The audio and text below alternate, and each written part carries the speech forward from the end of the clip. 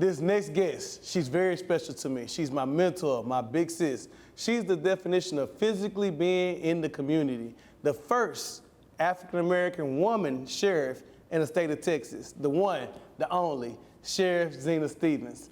Don't give up on the system. He told me, AJ, you either gonna be a politician or a pastor because you have a gift. The sky's the limit, the sky's the limit. So fly. We do all this for the generations that come right after us. He tryna make what he made a way, and I got so much proof to show for it. The sky's the limit, the sky's the limit. Whoa. I didn't choose politics. Politics chose me. Zena, thank you for coming on the show. Something I want to do to educate the community on the way systems work. And a lot of times we as a community don't understand how to utilize these systems that actually were in place to bend to the will of us to utilize in our favor. So I wanted to kind of interview you, let people know who is Zena Stephens, what do you do, exactly how did you get into what you're into, and we'll go from there. Yeah, so I think it's a great concept. I think God puts you where you're supposed to be, when you're supposed to be there. I never imagined that I would be sheriff. I never even wanted a job in law enforcement. When I was in college, I graduated from Lamar with a political science degree. My goal was to go to law school and make a difference, you know, be a civil rights attorney, you know. I grew up in the 60s and the 70s, so I'm a product of that fight, and so that's what I wanted to do. When I graduated from college, I needed a job, and the Beaumont Police Department was hiring, and so I put in the application. I got in. During the time period I got in, there was a push to hire minorities, and specifically minority females. So I was an educated black female, and everybody was trying to recruit me. So I got in, and I enjoyed it. I loved it. I grew up. Unlike the myth that families or black families aren't together, my mom and dad are still together today. And so I had blue-collar parents who worked every day. And if I'd have told them I wanted to go to law school, they probably would have paid, AJ. But I didn't. I had 2 other siblings younger than me. And so it was an opportunity for me to earn money and save to go to law school. What I didn't account for was getting into a field and enjoying it. I immediately begin to enjoy. I'm a social person. Yeah. I'm very social. I'm also adrenaline driven, and I'm competitive. And so being on the streets, and you mean I get to drive somebody else's car fast. Back then, 30-something years ago, much smaller. So I could chase people. It was fun. And so before long, I realized that people are victims of circumstances sometimes. So everybody, first of all, I grew up here, so I knew a lot of people. And the people on the streets were helping me catch the bad guys. That's relationships that I have had probably my entire life. The other thing that I think was important is I've always treated people with respect. And so my friends, when you live in a community, I got friends on this side of the law and on that side of the law. And they were as protective of me, as the people that were doing the right thing. They didn't want to see me get hurt. And so I just kind of excelled, within the department. And so 30 years later, here I am. I continue to educate myself. 30 years in the game. Yeah, over 30 years in the game. And so you continue to educate yourself. You continue to build relationships. It hasn't always been easy. I didn't see myself as a threat to other people. I was just doing a job and having fun. And it took me a while to recognize that everybody don't like you, that you are a threat. And so one of the things when we get to talking about systems is everybody don't want to see change. And sometimes the people that don't want to see change come from your community and look just like you. So I don't even have to ask you who is Zena Stephens because you just summed it up. So my first question is, if you weren't in law enforcement, what career do you think you'd be doing right now? I think you somewhat answered it. It's kind of interesting you said a lawyer. It's funny because I actually was in law school as well. Yeah. And that's why I kind of look up to you as a mentor, because I feel like we share a lot of things, we have a lot of things in common. But Can you kind of go in more depth and detail? If you weren't law enforcement, what do you think you would be doing? When I finished college, that was my goal, to go to law school. And so I think what drives you and I is our compassion for other people. And so again, being a product of the 60s and 70s, watching Good Times and, hearing and seeing fights for equality and all those things, it was important for me, as a kid. I remember, my parents, we didn't have computers. I remember my parents buying me those Black history books. I still have them. When I got my house, guess what I did? I brought them to my house and put them on the bookshelf. Wow. So my daughter could even, it's different when you look at a book and you turn the pages of a book and you see stuff about us. And I grew up in an era where there wasn't a lot of stuff. And when I say stuff, positive stuff about us, right? And so I give my parents credit for making me hyper aware of that, they almost created Frankenstein in a sense, because I never believed there was anything that I couldn't accomplish. Wow. And so there was always, even today, the importance for us to make sure we send that message to our kids. My mom and dad let us see those books and let us, know about the fabulous people in our culture that nobody else was teaching us, right? And that was one of the first ways that they did that. And so I remember my mom and dad having afros, but they were always proud people. I remember my grandparents, who together didn't have a third grade education combined. They came from Louisiana looking for a better job. They didn't spew a bunch of hate. What they did tell us was some of the horrific things that they had to go through in life. So I never forget that. I never forget that. I spoke yesterday at the, it was National Voter Registration Day. That's important for me, because I remember the stories of my grandparents not having the right to vote. I was born in 1965. That's the Civil Rights Voting, the Voting Rights Act. That's right the in the same middle year. of it. Yes. And so the importance of registering, you can't just register, you got to register and then go vote. And so for me, to answer your question, it was about hearing all the time that we could do anything that we wanted to, and believing that, and so proving everybody who said we couldn't wrong. And so I think that's why I wanted to be an attorney. I wanted to fight for people who didn't have the opportunities, or the blessings that I had, because, I'm one of those kids that got whippings. I got spanked, or Me too. a shoe thrown at you, or iron, anything, yeah. And I'm grateful for that, right? I was taught the importance of cleaning your room or doing the things that you're supposed to do. I look at a lot of people now, and it's not about how much money you have. My parents weren't by no means rich. My grandparents weren't rich.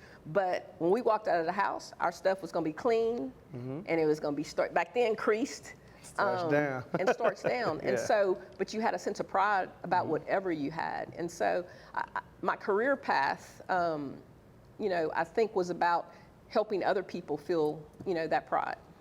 I think something that stood out that you said was the foundation that your parents laid. In your leadership role as a mother, as a wife, how important do you think it is to have that solid foundation, family foundation? Oh, it's, most of the issues that I deal with, even as an employer, I have 500 employees.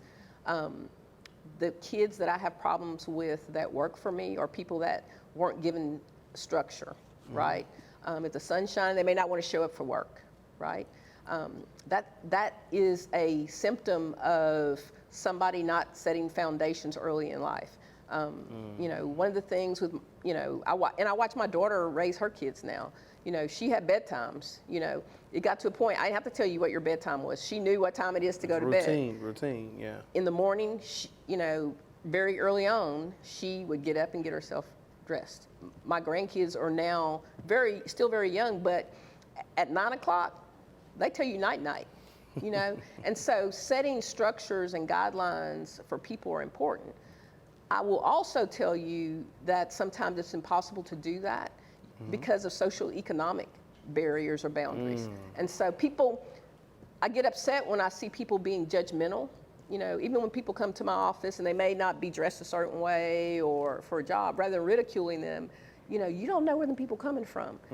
You don't know if there's a mom or dad there. And so after many, many years of dealing with a lot of people, I recognize that foundations are important, but we don't all have the same starting point, right? We don't all have grandparents or parents, or we do, but they may not be in your life, and they may not be at a point that they can provide guidance or help you. I don't want to say educated, because it's not just about education. I know a lot of, my grandparents weren't educated, but they did a hell of a job with their kids, right? Like your mom and dad. Exactly. So it's not, everybody wants to talk about education. It's not about education. It's about having the awareness to try to do better. And you got to have that, and you got to know that before you can do better. And everybody doesn't have that opportunity. That foundation, man.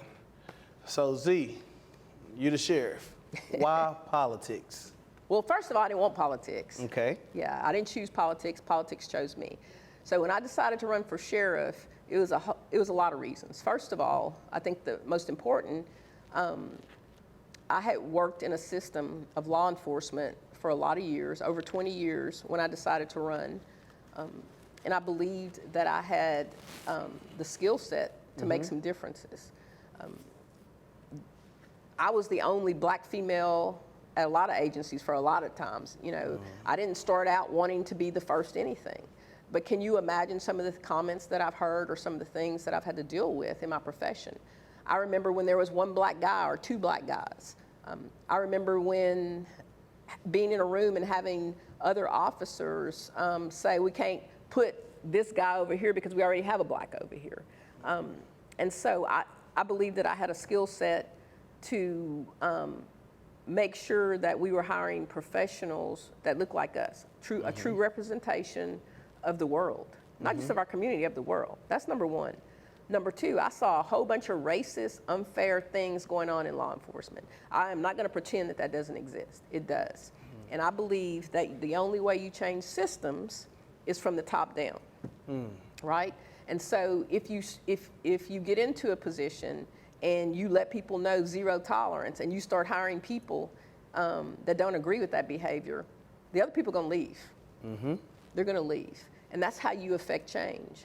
And so, yeah, I said, I think I have the skill sets to do that. I bring a different perspective because I'm African American. I am a qualified professional law enforcement officer. I'm a mom, and I'm black.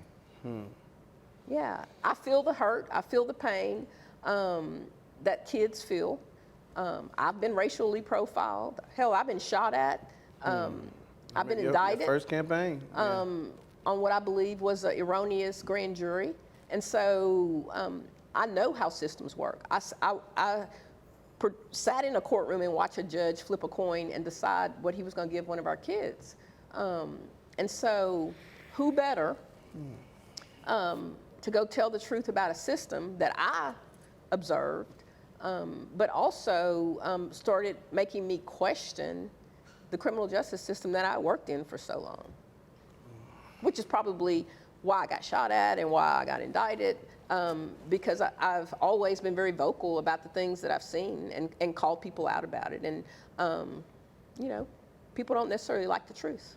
Well, I think it's very important you have strong people in leadership that aren't afraid to have those tough conversations. I see often, and I'm in rooms often, that things are said that aren't appropriate, and if you allow it, you're basically supporting it. You shouldn't always sit back and allow anything to be said in front of you, especially if it's not appropriate. No, and silence gives people power. I agree. And you know, if you keep it a secret, then they keep saying those things. And so I remember going to one of my supervisors and complaining about the N-word being used in my presence. And I left to go to lunch. And when I came back, the person called me in, the supervisor called me in and said, yeah, I took care of it. I'm like, you took care of it? He said, yeah, I talked to him, and he said he's never going to do that again. Okay. And so for me, that's zero tolerance. You get fired, right? And everybody who works for me knows that. And so having a conversation or giving me an excuse, yeah, he comes from that era, that doesn't make it okay. Because if he's saying that in front of me, then that means how is he going to be treating our constituents or the people in the community that we serve? And you know, I kind of get, you know, tickled when I hear people say that racism doesn't exist. I worked in an environment where I heard it and I saw it. And so I will tell you this. I'm humbled because I work in an agency where not long ago, somebody in my agency was saying some of those things about me and accusing me of all my decisions being based on race. And it was my white male employees who came to my defense and confronted him and brought him to my office. And so I don't want to paint the picture that there aren't good deputies who don't look like us. There are good people, and I go back to my original point. You can force the bad people out. If you bring, you start changing the culture from the top and people know your expectations, those people who have those attitudes will leave. The bad seeds will weed themselves out. Yep. So with your role, what are some of the highs about your position? A lot. I'm in a position now that I change people's lives. I have 400 employees, and so I've had employees invite me to new homeowner open houses. So when you hire individuals who may not know what they want to do in life, and you give them a starting job at $50,000, $60,000 a year with insurance, that can change somebody's life. Life changing. Yeah, Yes, and so I'm happy about that. I work in a correctional facility where I walk around almost every day I go through there. The other day I was walking through there, and an inmate called me, "Sheriff," and I generally stop and talk to him. I don't blow anybody off because it's about respect. And the young man said, "Sheriff, I'm not supposed to be in here." I'm like, "You're not supposed to be in here." I hear that every day. I have 1,000 inmates in jail. Everybody says they're not supposed to be in jail. But I listened to him. He said, "Yeah, I'm here on a bench warrant. Nobody's talked to me. I've been in here about almost a year. I'm not supposed to be in here." I said, "I'm gonna go check." Got his name, went back up to my office, and I checked. He wasn't supposed to be in there. Called the DA's office. I'm like, "Hey, what's the deal on this young man?" He hadn't heard from anybody. He said, "Sheriff, we refused that case, almost a year ago." So got up from my desk, walked back to his dorm, got him, brought him to the door. I'm like, "I'm getting you out today. You're right, you're not supposed to be here." I could hear him screaming and hollering out of happiness and appreciation. But had I not spent 3 minutes with him talking to him, he'd probably still be in jail today. Got him out that day.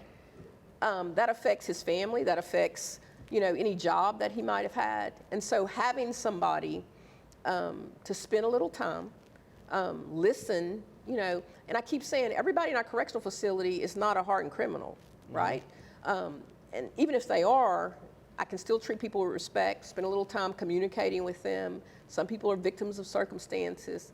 But I think it's important that I go out there and I walk around and I see for myself what's going on. If you don't do that, and I know many sheriffs don't do that. Lots of sheriffs, police chiefs are so caught up in this law enforcement, I don't know, role that they forget it's about people, right? And so I never forget it's about people. My thing is, if I can't eat the food in that jail, we're not feeding it to the inmates. So I'm always back there making sure that the food, I just put, a lot of people are not gonna be happy, but I walked back there, a year ago, and they had we have 60 people in the dorm, and they have 19-inch TVs. I bought everybody 50-inch TVs. So all the dorms, and it's not about pleasure, it's about basic human quality of life issues. All the inmates have access to tablets where they can ultimately FaceTime their families. They don't have to wait for a visitation. Wow. Their families can put money on their books. They can FaceTime them anytime they want to. They can download music, but there's also programming on those tablets for education, AA, all those things. GED. Yeah, so they can do all those things on those tablets. And people say, well, why would you do that? Why would you give them tablets? First of all, when people are connected to their families, they cause less problems, right? That's number one. Number two, again, it's a disciplinary.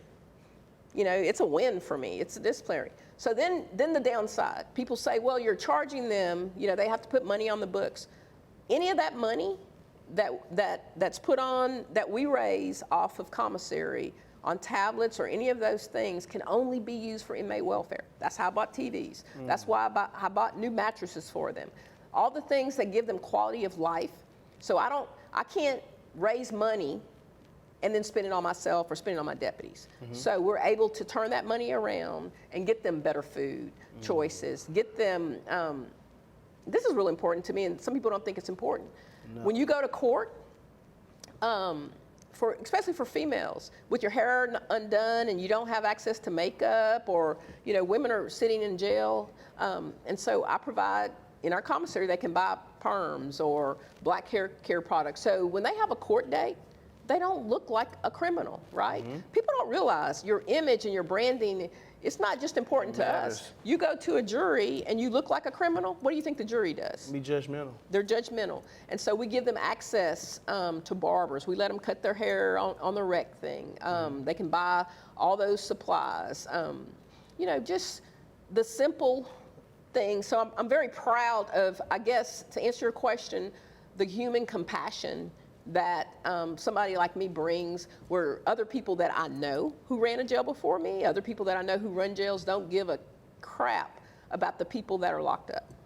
Here we grow again. Don't give up on the system. I have sponsorship opportunities. If you're looking to grow your business, if you're looking to grow your entity, get with me. Hit the link below. Let's grow together. Don't give up on the system. Let's go. So Z, that's what I mean by systems, and it's important in political systems who we put in certain positions Absolutely. to be overseers of the people that we have in these systems. Prime example, you just educated me. You have tablets where they can FaceTime their family. You have hair care products where they can actually groom themselves for court dates.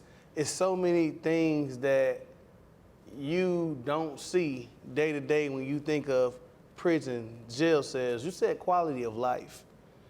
Z, my skin kind of stood up because just the compassion you have in the role that you're in. I serve and I'm around a lot of elected officials, and unfortunately, it's just not like that. No, and I'll tell you, the young man that I found that was in jail for a year, I went home, and I told my husband, he knew I was upset. I wanted to throw up. I can't imagine being in jail with no charges, lost in jail, my life stopped for a year, and nobody listening, nobody, and I literally went and talked to some of my deputies. Has he said this to you guys? Why haven't we followed up on this?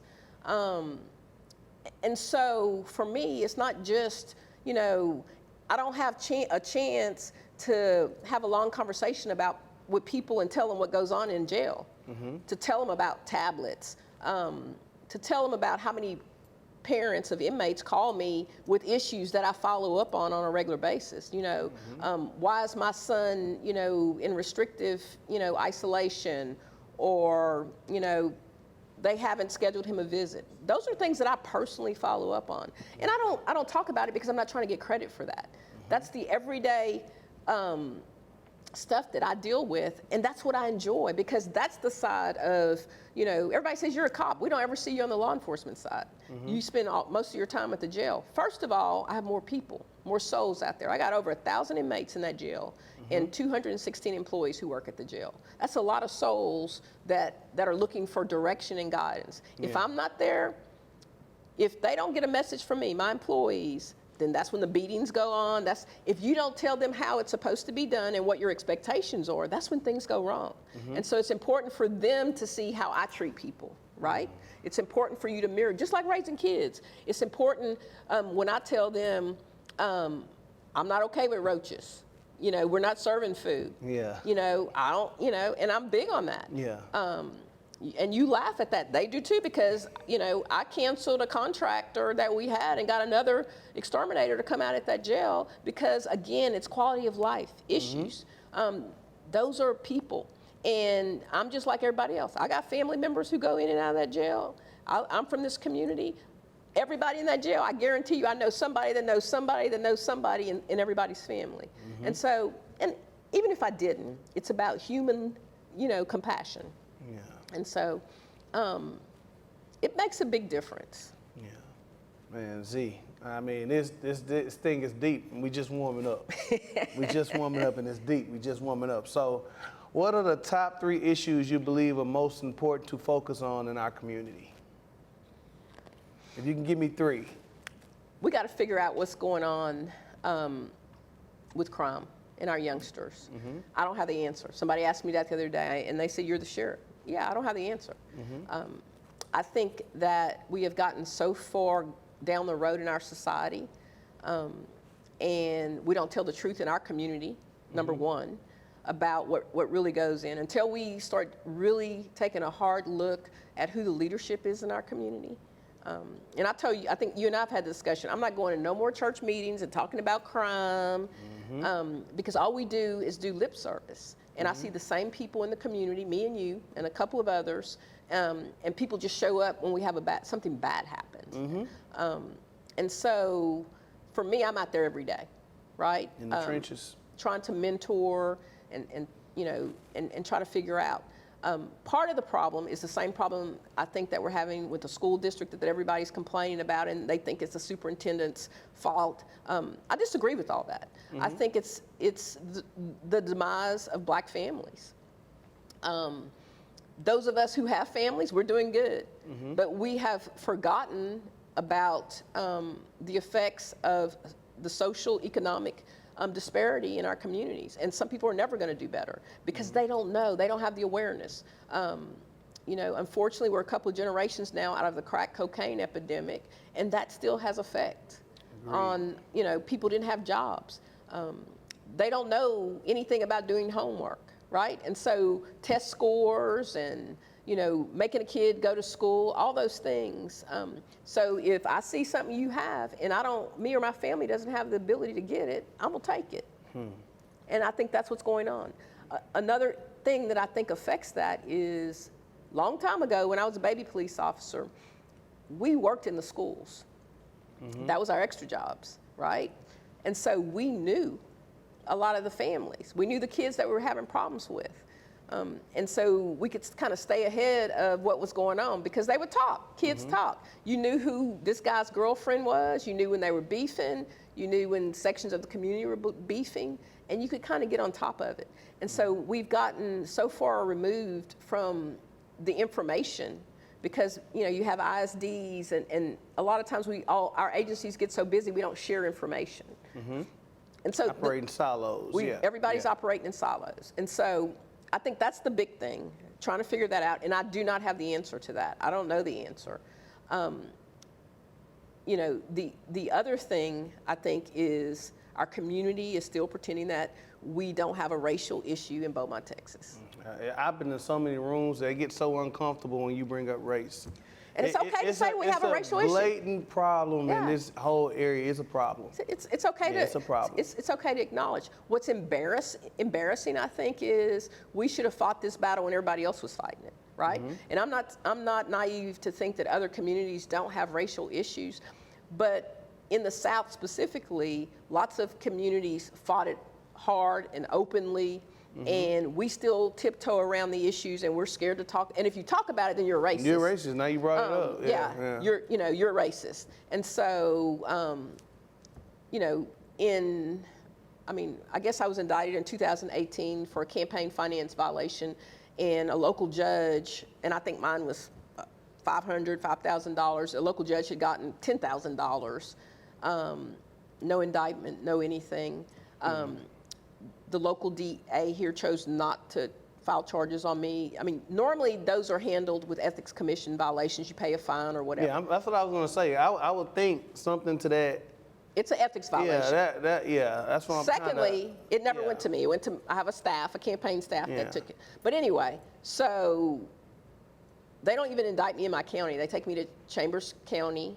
Hold on, Z. I think we need to educate our viewers on that because I think a lot of people don't understand where you actually have your arraigning or court hearing, what county matters. I think we need to make sure the viewers understand that. So normally, the way the criminal justice system works, if you commit a crime or you're accused of a crime, you're charged in your county.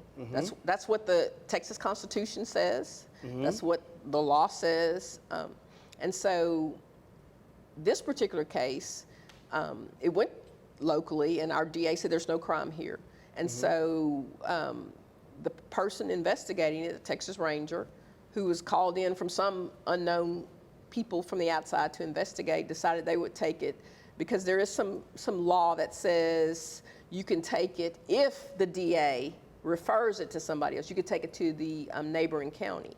So they chose to take it to Chambers County, which has, I don't know, less than 1% African American population. So jury, I can only imagine what a jury would look like in that environment. Right. Yeah. So I get this notice that I'm being indicted in Chambers County. And so I had to turn myself in. Someone who has lived and worked in law enforcement, at that time, almost 30 years, being accused of a felony, which, that blew my mind. But the significance of it being a felony was it could take my law enforcement license, which would prevent me from being Sheriff. being able to be sheriff. Yes. So go to Chambers County, my husband and I turn myself in. He's livid. I got to talk him from beating everybody up, But anyway, we turn ourselves in. Rightfully so. Prepared my mom and dad and my daughter. Thought I prepared my husband. Probably could have spent a little bit more time with him. But anyway, I turned myself in. We go through the process. The first act for arraignment, the first offer they made me was, if you agree never to run for sheriff again, we'll give you deferred probation. So basically, you don't run. If you promise never to run for sheriff again, go away. It'll go away. And so I tell you, I'm a fighter and I'm a competitor, right? And so absolutely not. And we didn't say it in those nice words, right? And we walked out. Yeah, no, we're not taking your deal. We'll see you in court. And so what I think that they did, and the other significant thing for me as a law enforcement officer, you see people without resources all the time going before a grand jury and getting indicted. I am not a proponent of a grand jury system. I have gotten all the transcripts of what they submitted to the grand jury. None of it was factual, none of it was truthful. And so grand juries operate because you can't have an attorney in there. They can submit whatever evidence that they want in whatever manner that they choose. And so I was never ever really a fan of grand juries because I know it's not good for people that don't have resources.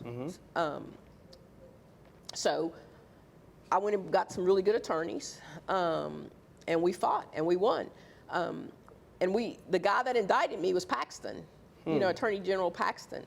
And so to the credit of Chambers County, their judge kicked it out.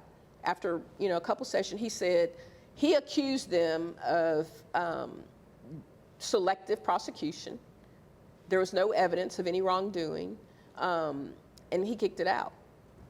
They appealed it, and so to a higher court, and they won. It was one of his courts. Anyway, relationships again, systems. So we I want to make sure we following systems. Exactly. Yes. We appealed it all the way to the Court of Criminal Appeals, which is like the Supreme Court of the state of Texas. With all Republican justices, they found in my favor and kicked it out. He ran people this last election term against the judges that found in my favor and got them beat, got them out of office. And so, and told them that's why. And the significance of us winning was we set precedents across the state that the Attorney General cannot prosecute people for crimes out of other counties. He doesn't have the authority to do that. And so the significance of that was many of those people that were convicted of voter fraud or voter stuff, they were let out of jail because of our case. Because we won that case. People who were charged with abortion violations for the new law were also let out because we overturned, their prosecution didn't stand because of our precedent. So it ended up being a big deal. I didn't, again, I made history. Wasn't trying. I was trying to keep my license. But I think what's significant is understanding the system, and they expected me to fall down on the courthouse steps and cry and go away. Yeah, no, I'm not doing that. But Z, while we're on this topic, it's a sensitive topic for me because I remember being young, just getting started in politics, watching this, helping you with your first campaign. And one thing that is pretty evident in this case you were not the only one, I and was the we only don't one have to charged with a mention felony. names, like, Right. but you were not the only one who received the same amount of contributions. Mm-hmm. So what was real hard for me to understand at the time when I was younger, why were you the only one convicted when you were not the only one who received funding? I was the only one charged, and I'm the only one who actually reported it and put it in the bank. My team immediately put it in the bank that day and showed it on the form. In the wrong place, but they showed it on the Yeah. form. Wasn't an attempt to hide money or any of that. And so we knew what it was about immediately, right? And I think to the credit of most people in our community, no matter what color, they knew too. And so it was a political hit job. And it was about believing, first of all, I knew that I wasn't part of the plan. When I decided to run for sheriff, I wasn't part of the plan. There's always a plan, and when we're talking about systems, there's always strategies. And so I was, at that particular time, the police chief at Prairie View. And so when the current sheriff said he wasn't running, I said, I'm gonna run. Well, they had already developed a plan and a strategy on who they wanted to be sheriff. Didn't look like me. And so, you know, I mean, I remember even before the indictment, I got shot at coming out of my campaign I headquarters. remember it, right there off 11th Street, right? I had a campaign headquarters on 11th Street, and as I walked out of the door, somebody shot right above my head, and the whole, And what year was this, Z? that had to be in 2016. Okay, 2016. It was the day before Yeah. primary. Yeah. So that had to be 2016, March. And I just remember, you know, oh my God, because I had people, my mom and dad, I had people in there. Wasn't worried about myself. I remember my daughter who was living in Austin, and it had made the AP wire. It had gone national news, and she called me crying. My husband hands me the phone, and she said, Mom, why are you doing this? You know, and I said, well, you know, if we all bail, they win, you know.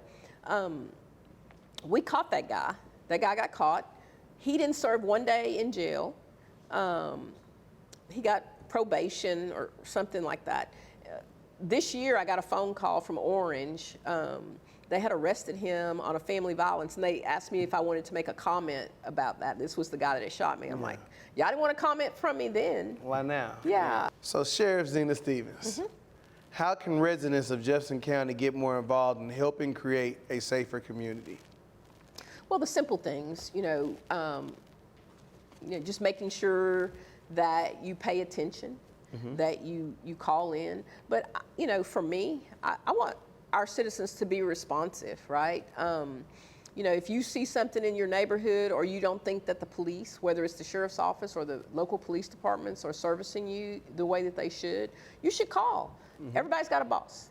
Everybody's got a boss, and the citizens are my boss, right? And so I don't get upset when people call and say, hey, we're not seeing somebody in our neighborhood. I've done some things where our guys have to go out and make contacts in the county, talk to somebody new and turn those into their supervisor. Check in businesses. We have a program where they have to go check businesses' doors and pull on doors and stuff. You know, with technology now, we're working with Beaumont Police and a lot of others, so cameras are everywhere, so we can identify people. And so share your video, share your cameras, you know, with local law enforcement, with the sheriff's office, with the Beaumont Police Department. You know, the idea that Black communities or minority communities don't like law enforcement or don't want to see them, those are the people who call us the most. Those are the people who are victimized by crimes. I'm glad you just said that. Yeah. I'm glad you said that. And so I am very responsive to those communities. I have family and elderly aunts and people in those communities. And so that's the last place that I want to see crimes committed. But we have to remember as law enforcement, you know, there's some things that we need to do better. And I remind my guys that you got to listen. You got to listen. And when you respond, you have to have an awareness of what's going on around you. Everybody that you come in contact with in poor communities are not the criminals, right? And so I spend a lot of time paying attention to pop culture and culture that's going on. And I think that if you work in communities of law enforcement, you need to do that. You need to know what's going on. You need to know the slang. You know, I think it's important to know what kids are saying about you when you roll up. You know, you could be one of those individuals that interpret something totally wrong. I've had black guys who've never worked in white communities and white guys who have never worked in black communities. And so spending time to learn something new and different, and not being so quick to react. So building trust in law enforcement is a big topic in many communities across America.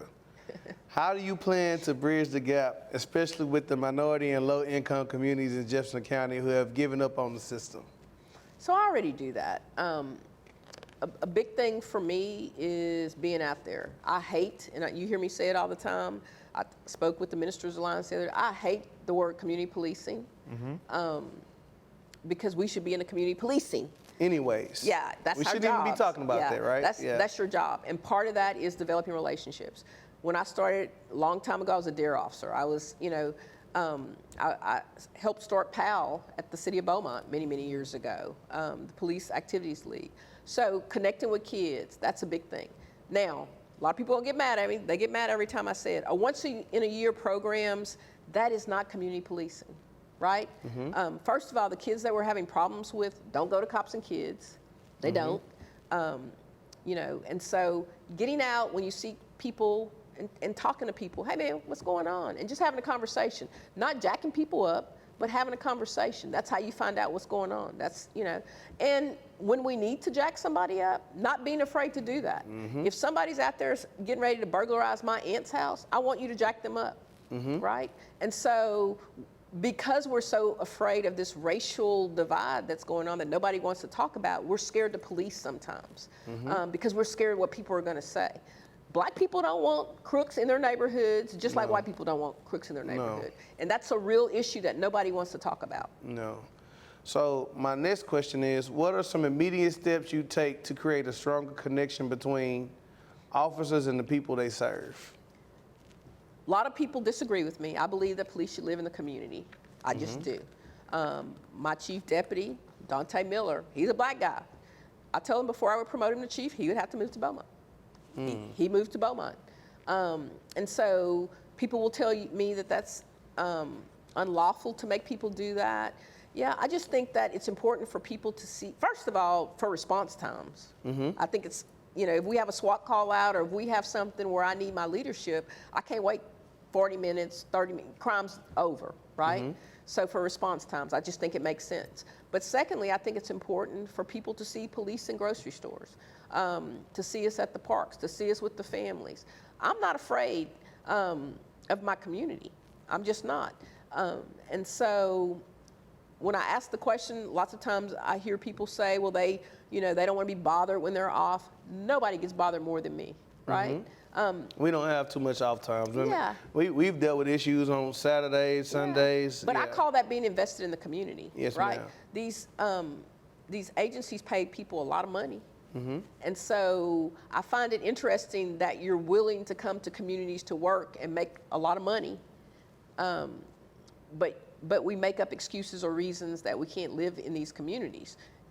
Nobody's even being honest about that, in my opinion. So I'm kind of glad you talked about this because this topic kind of itches my skin sometimes. So the city of Beaumont, our budget for police is roughly $47 million. We did a study that shows that 64% of our police officers work inside of the city of Beaumont but live outside of the city of Beaumont. We only make our money out property taxes and sales taxes. So 64% of that property tax is paid elsewhere. But this same revenue as a city, public safety, fire and police make up roughly 60% of our budget. And we have to figure out ways to grow a population, but when you have that much of your budget being ate up and over 60% of your officers not living here, and it's a conversation nobody wants to talk about.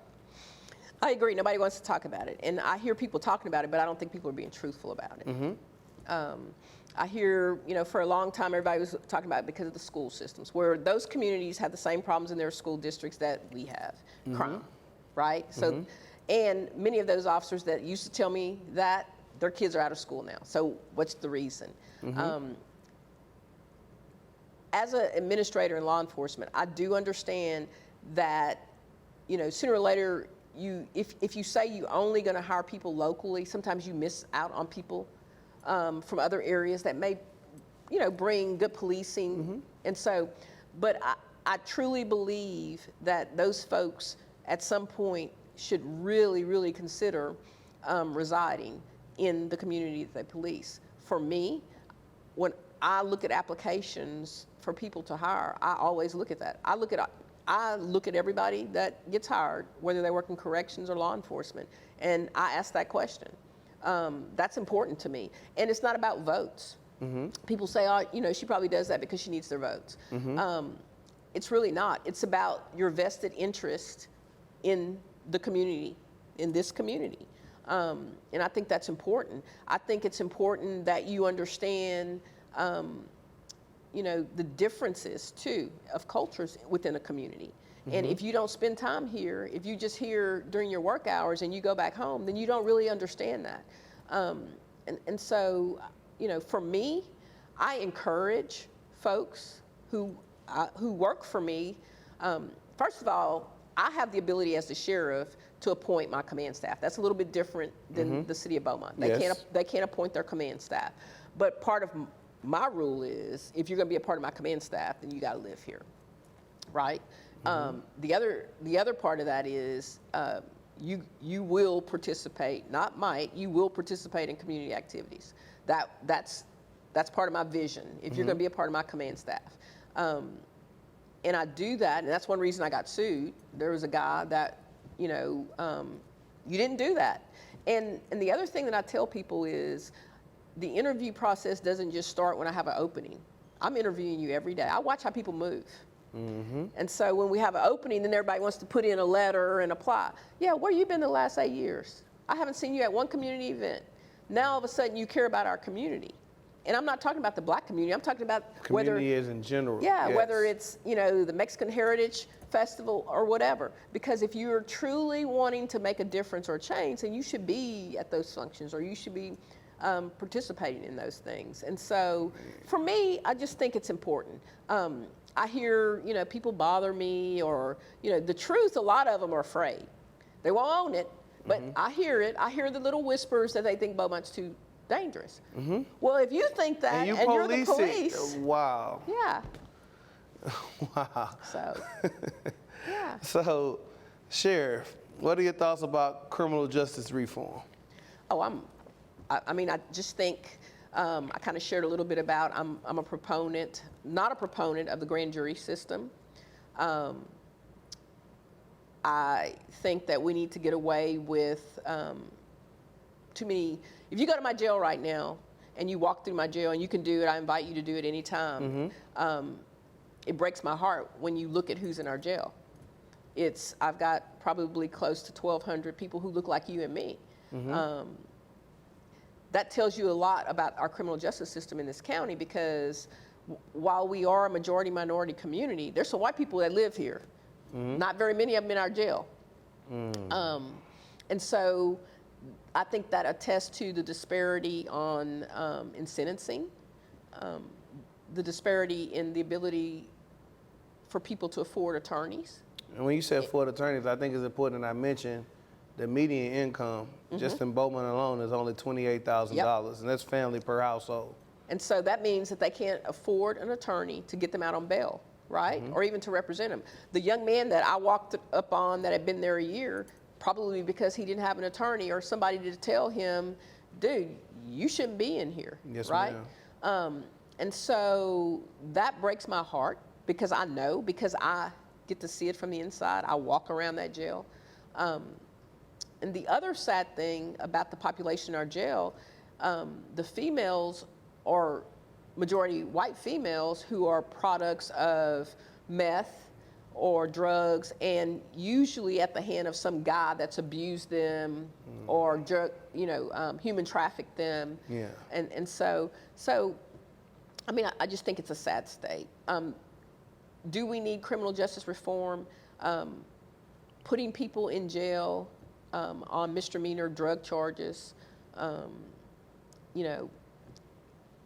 I just think it's you know how much I pay for an inmate a day? It's probably close to $150 a day now. I know. Yeah. Yeah. And so to me, that is ridiculous. Yeah. And a lot of times they get arrested. They'll spend 3 days in jail. Nobody files charges on them. And so we didn't waste it, over $300 on feeding and medical treatment. Especially with us sharing a jail, one jail for our, Yep. Yeah.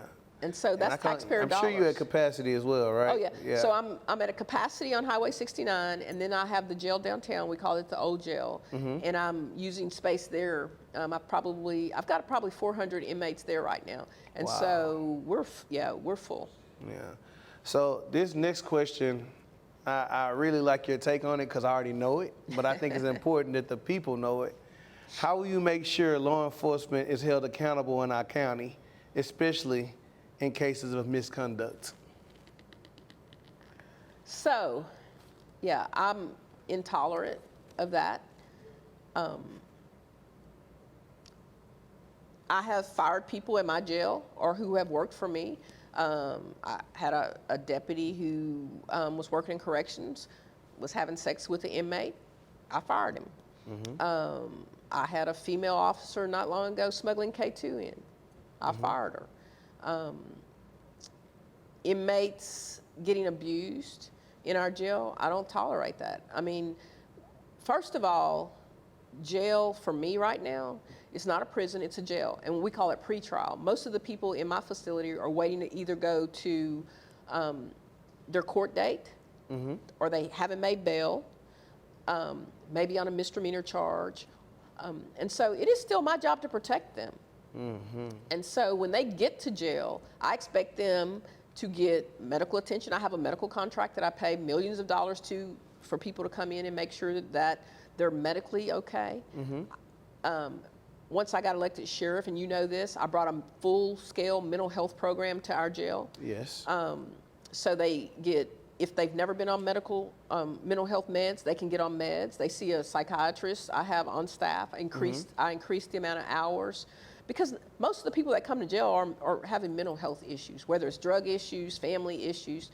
And so trying to get them stable is important to me. And here's what I tell my folks. If somebody comes to jail and they're drunk, I literally go to shift meetings. How many of y'all been drunk? Raise your hand. They raise their hand. Literally, I did this.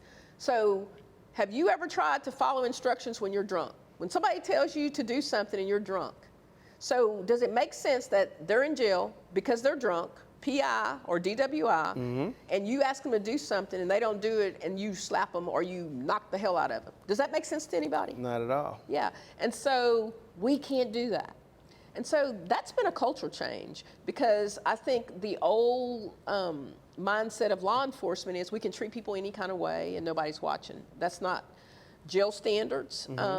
They come through. I have cameras. As the sheriff, when I became sheriff, I put cameras and mics all over my jail because it keeps everybody honest. I want to see what the inmates are doing. I want to hear what the officers are doing when they bring people to jail. I want to see what my people are doing. I have them all in the dorms where I can watch my officers. It can get ugly sometimes. And so I want to know why this guy got a black eye. I want to know. If you're defending yourself, that's different. Our county attorney told me she's so glad. She asked me if I was running again, and she said, since you've been sheriff, our lawsuits and all those things have tremendously gone down. Accountability. It's accountability, but it's also a culture change. They know I'm not going to tolerate that. I don't. My thing is, and I have had issues with some of my officers. You want to be a tough guy? Let's take off his cuffs, and you want to beat somebody else? I'll get some popcorn and beer. Yeah. Fair fights. I believe in fair fights, right? And so I'm not telling you that we have everybody in our jail as an angel. So we got some bad guys in there, but it's about treating them, like a human being.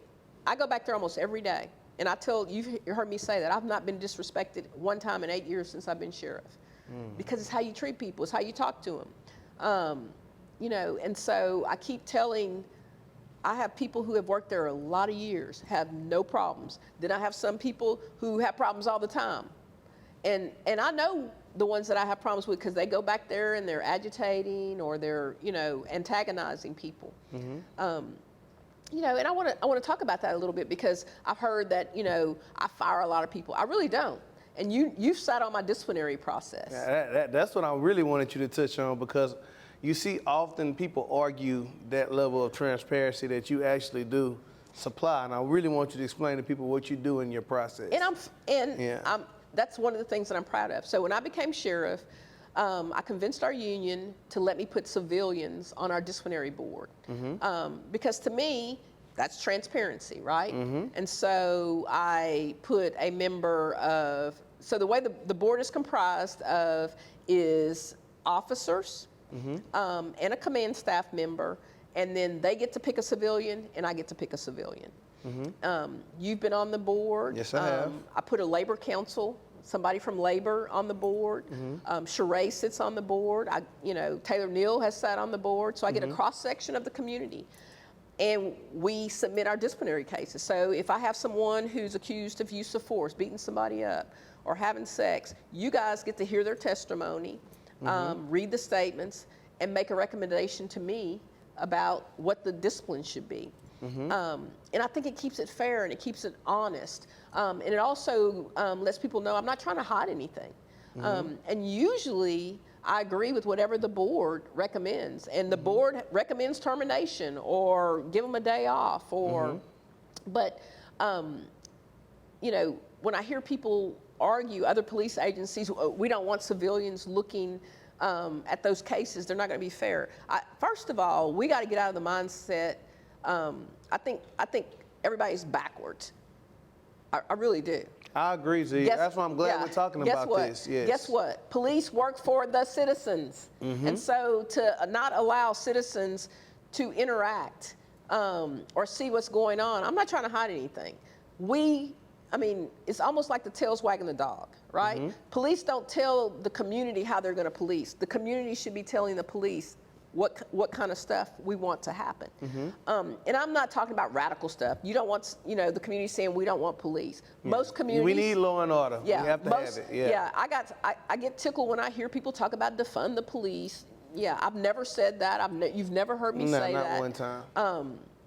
And so I don't believe in that. We need police, we need law and order, but it has to be transparent. And I'm not afraid, I don't always agree, right? But I think it's important for people to see what we're doing. And so you have a level of trust that I'm not gonna hide anything. And so when I get all those talking heads saying that I did this or I did this, I'm like, y'all do know AJ was on that board, right?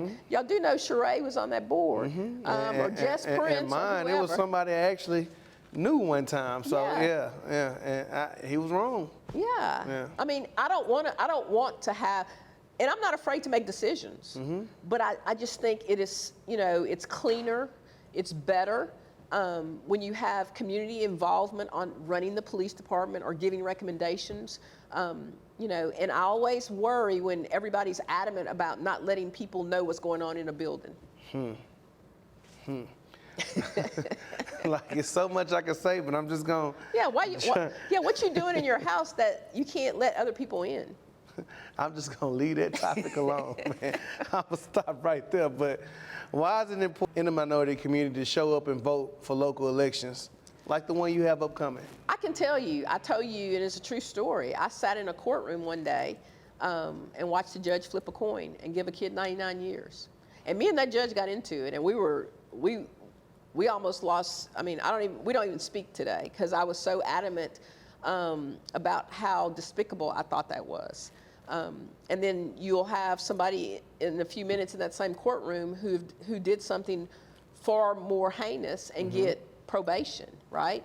And so it's two things that people need to do. They need to vote and they need to go to jury duty. When people in courtrooms don't see us participating, people make decisions about our kids without us being present because there's nobody in there to call them. And so I get on people when they say, oh, I got something better to do or I don't want to go to jury duty. Okay. You're giving people permission to make decisions more so about our kids, because we're not getting in trouble, right? About our kids and about other people's kids. And so a lot of times those kids can't afford an attorney, and so they got court-appointed attorneys who saw them for the first time the day of that hearing, and we're not there. The judge is not there. This is something they can determine the rest of their life at a young, early age. A young, innocent age, you're ready to grow up, get a career, get a job, and not is hindering you in your career forever. And I can't tell people enough, I'm not making this stuff up. This has been my life for over 30 years. I sit there, I've fought battles, and you and I have had this conversation, and sometimes I look back and say, hey, I'm fighting other people's battles, and nobody's behind me. I'm fighting them by myself.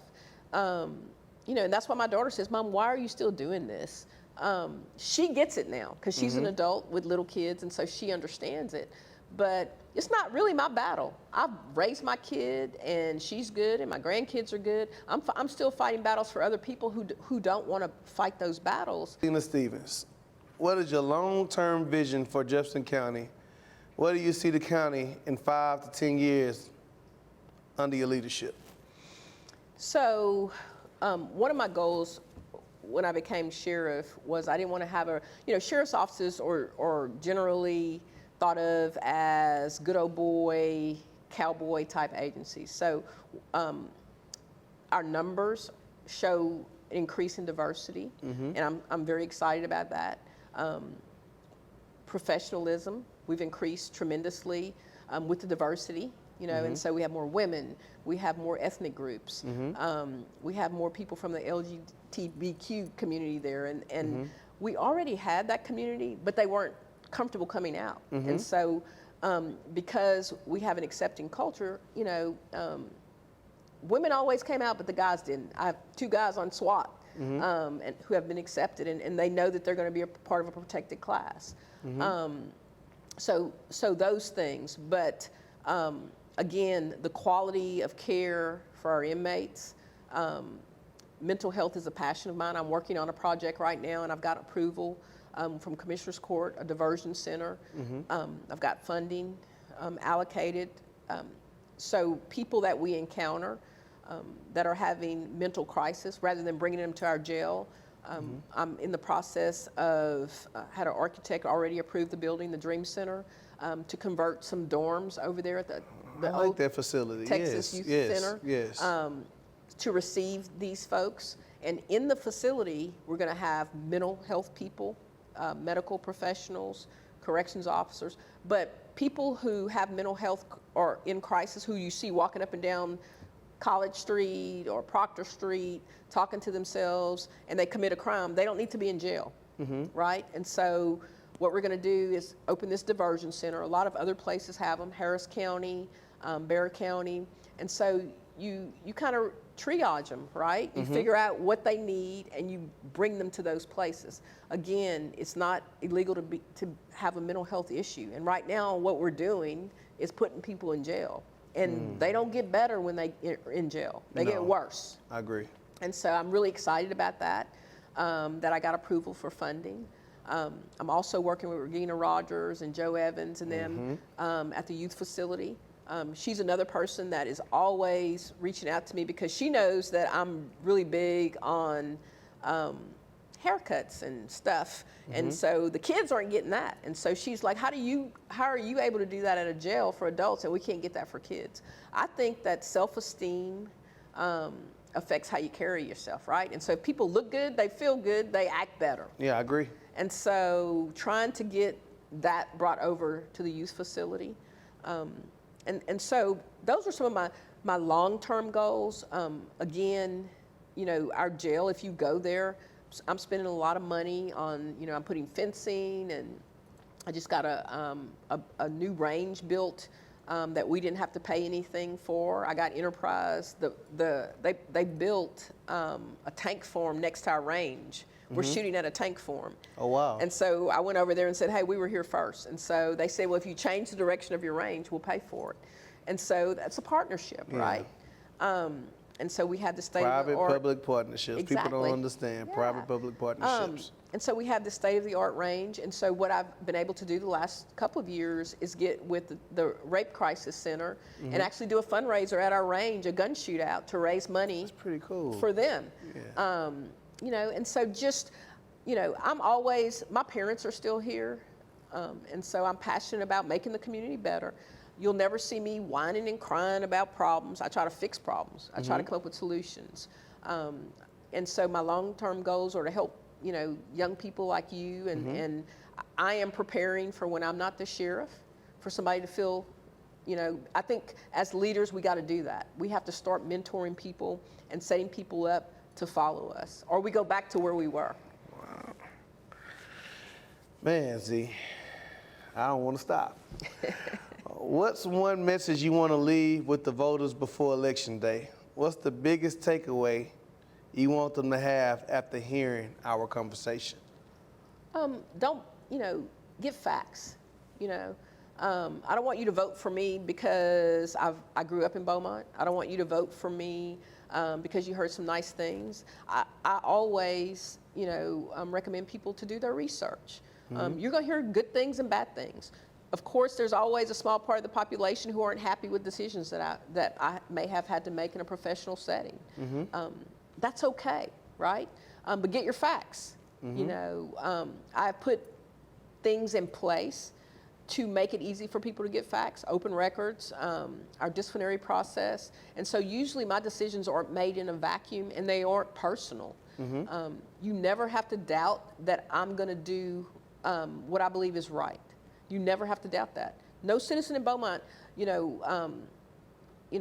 my decisions come from the heart. Sometimes my staff even tells me that it takes me too long to do what they already know that we should do. In terms of when you have to terminate somebody, I understand that it's not sometimes, you know, about that person. You know, kids don't know that their parents are bad employees. You know, spouses a lot of times don't know that their family member is a bad employee, and so that weighs on me. If anybody thinks that I take that for granted when we have to get rid of somebody, which is a very small percentage, but anytime you have to do that, I don't take that for granted because it affects more than one person, and I understand that. Wow, Z. The theme of this podcast is don't give up on the system. What would you say to people who feel discouraged by the justice system, especially in our community? How do you keep pushing for change while staying engaged? So you can't give up. I am a product. You are a product. We're all products of some strong people. And so when you think about the transatlantic voyage, my grandfather hated law enforcement because how he was treated in Louisiana and how they called him boy.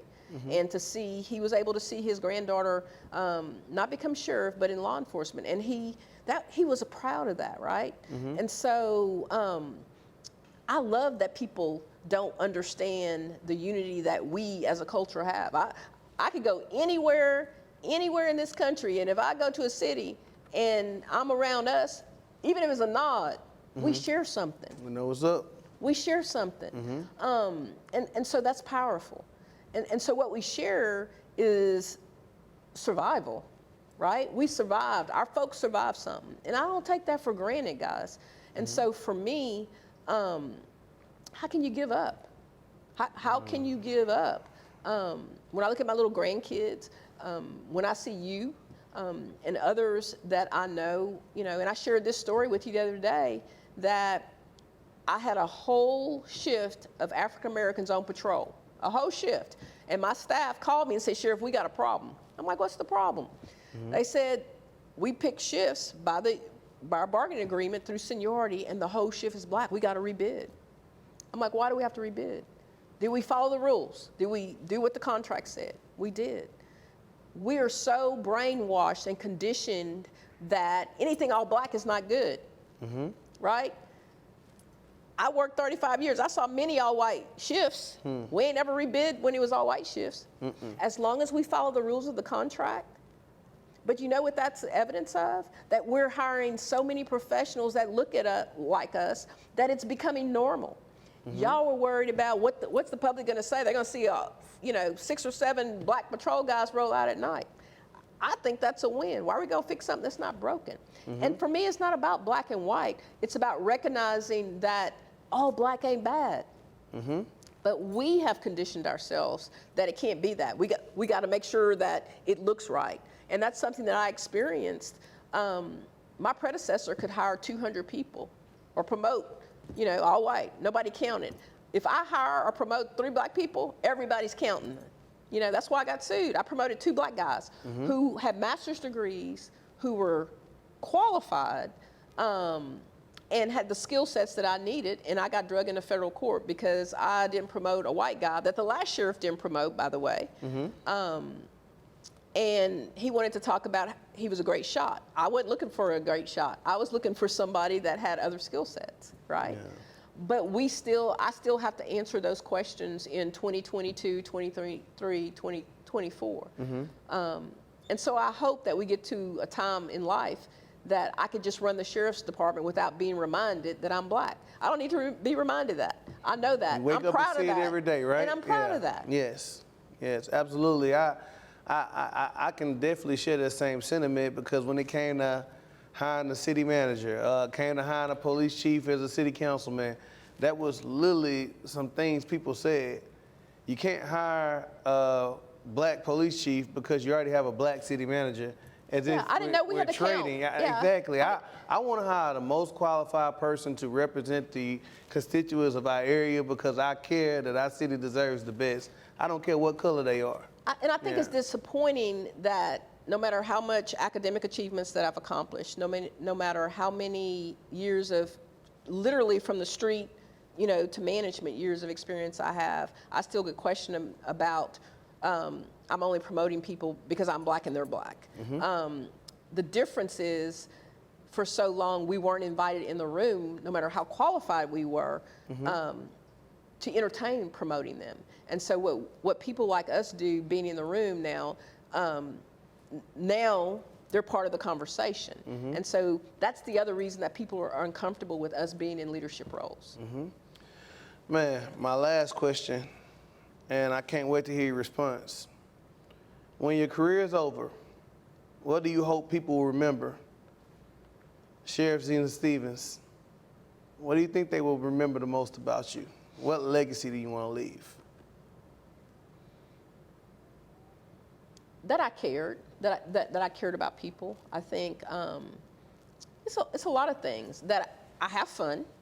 I enjoyed life, and I tell you, I don't have regrets. Make decisions and keep it moving. But make a difference in people's lives. And I can honestly say that, I've seen people that never thought that they would own a home through, the ability of me to hire them. The guy that I got out of jail the other day, and I've done that to more than one person. And just, the little things when I'm out moving around and people remind me of things that I've done for them that changed their lives that I'm not even aware of. Those are the special things. I can remember working a child abuse case, and I ran into that child as an adult now. And they reminded me of that. And so, just the things that don't matter to me, but matter to somebody else, just touching somebody else's life, AJ. And you don't ever know how, what effect that has on people. But I sleep well at night because, I try to do good. I just try to do good. Well, Z, I have to say to you, you say all the time what you hope to leave behind. I want to tell you what you have left behind for people like myself, Naomi Doyle, Chris Bates, Javon Pollard, Joseph Trahan, so many more. Z, if you didn't stand, if you didn't stay strong, if you didn't withstand, it would have been discouraging for young leaders like me to come behind you. So in front of everybody, I want to say thank you because you stood, you didn't waver, even when you turned around. Many went behind you. You taught me how to lead boldly.